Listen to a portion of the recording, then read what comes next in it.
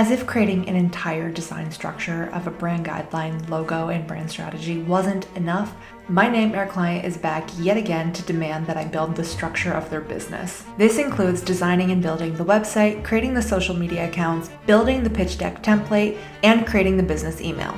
And there's just one little catch. The nightmare client is me.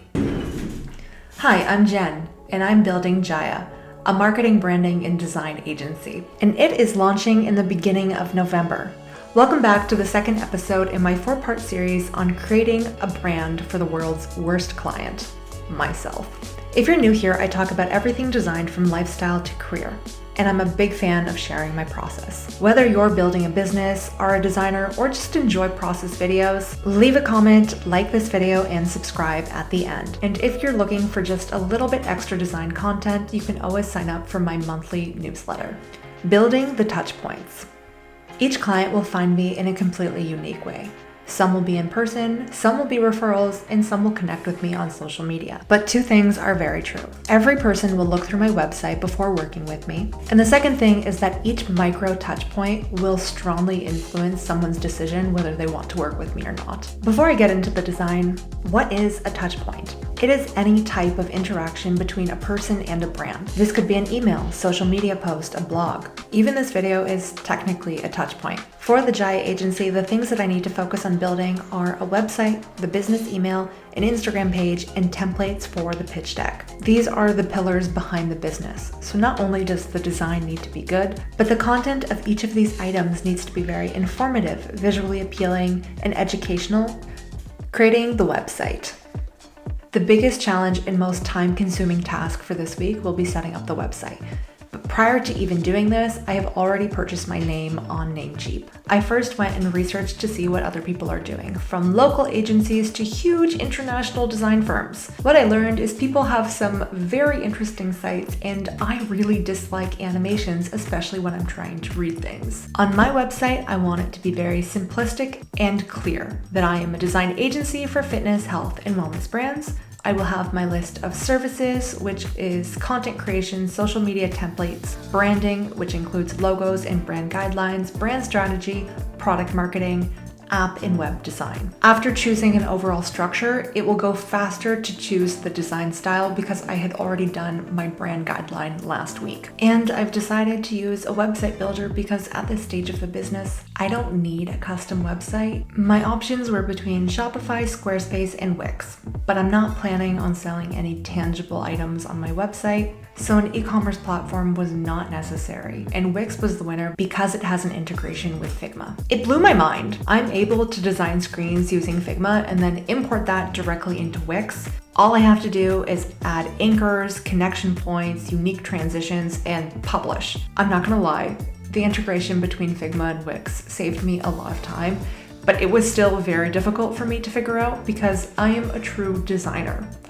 I like brand strategy and client relations. I struggle a lot with technical things. All of this talk about connection points leads us into the business email and social media. When starting out, do you need a business email? Technically, no.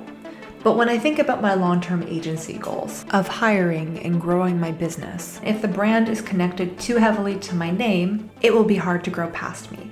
And realistically, do I want my employees using my personal email to log into social media or send messages to clients? No. I'd also prefer a situation where I don't have to redo my business cards in 6 months. Using my domain from Namecheap, I registered my business workspace with Google. It was pretty simple to set up and it will cost me about $20 a month. A price I'm very willing to pay for an elevated level of professionalism and personal privacy. Using that same business email allowed me to set up an Instagram page for Jaya, which will be a great opportunity for me to share design, branding, and marketing tips. Another reason I want a business email is so I can do email marketing, because it still is the best way to get conversion rates. Emails are time-stamped, and there's no TikTok trends clogging up your inbox. Yet, social media in general is a fist fight for constant attention. We don't even see most of the people we follow. For a new business, gaining attention is a David versus Goliath situation. going up against the almighty algorithm. Yes, you should still post, but don't for a second believe that that will be enough. So consider doing high quality email marketing or a newsletter with updates for your clients or followers. Speaking of which, you can sign up for mine. Creating templates. Templates will save your life as a business owner because most of the tasks you do are the same. Each day you interact with clients, offer your services, convince people to work with you, do high quality work, post on social media, and respond to emails. The more you can automate, the better. And when I say this, I don't mean let AI do your job or rush through clients' work. Actually, you should really focus on perfecting the client experience in work, because if your services suck, all the branding, design, and marketing in the world can't save you. And this is where templates come in. They help you do certain aspects of your business more efficiently. A template I use is a brand guideline, which helps clients know exactly what they're getting from a branding project.